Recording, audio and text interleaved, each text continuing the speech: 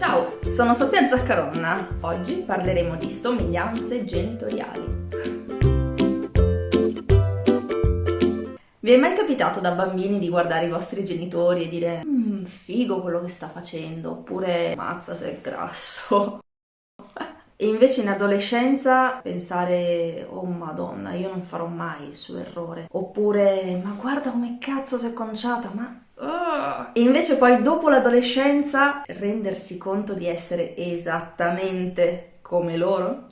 Bene, oggi parliamo esattamente di questo. Mamma è un'artista, papà era un poliziotto. Era perché poi ha fatto un sacco di altri lavori. Però è sempre stato una persona molto ligia, molto chiusa all'interno della sua scatola. Invece mamma, da artista, ha sempre spaziato, ha fatto di tutto e di più. E io da piccola li guardavo, vedevo mamma senza paletti, papà invece è sempre stato uno pieno di regole, non riusciva mai a fare nulla fuori dai suoi schemi. Poi in età adolescenziale mi piaceva l'aspetto di mamma, mi piaceva pensare di essere libera, di fare quello che volevo e vedevo papà invece troppo chiuso nella sua scatola. Avrei tanto voluto andare all'interno della sua stanza, aprire una finestra e fargli vedere il mondo fuori. Dall'altra parte però mi rendevo conto che quando stavo fuori avevo bisogno di paletti. Una volta che sono uscita dall'adolescenza è successo esattamente quello che non volevo. Sono diventata come i miei genitori.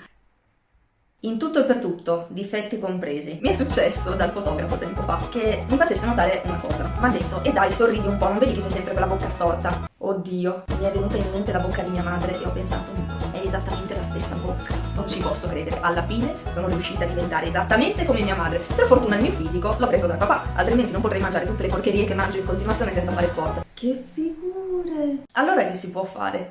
Io mi rendo conto che sono un artista, mi piace girare il mondo, essere libera, però quando sto troppo fuori ho bisogno di qualche paletto, ho bisogno comunque di seguire delle regole. Invece quando sono chiusa in una stanza, come papà, mi sento mancare l'aria. E allora da questo si può imparare qualcosa, no? E si può vedere quali sono i loro difetti, quali sono le cose che non vanno bene secondo noi e provare in qualche modo a cambiarle, perché ovviamente tu non puoi cambiare i tuoi genitori, ma puoi cambiare te stesso, visto che alla fine dei conti tale padre tale figlio. Talvolta anche con i cani funziona in questo modo. Tutto quello che in adolescenza non avresti mai voluto essere, poi inesorabilmente sarai da adulto.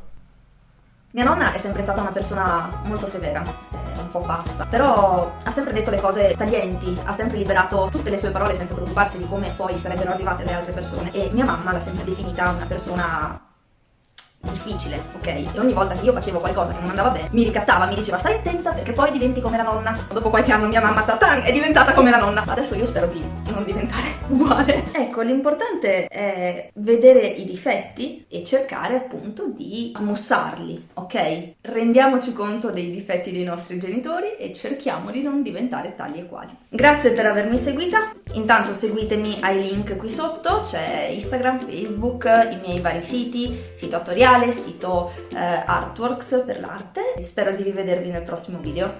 Ciao a tutti!